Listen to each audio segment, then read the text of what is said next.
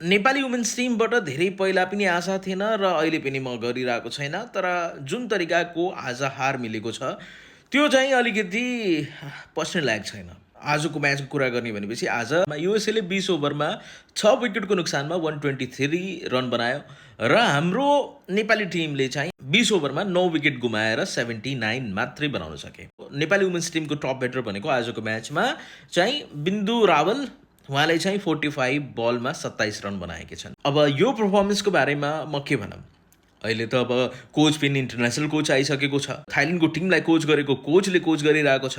अब तपाईँलाई थाहै नै होला कि थाइल्यान्डको टिम वुमेन्स टिमको कुरा गरिरहेको छु, त्यो एकदमै राम्रो छ।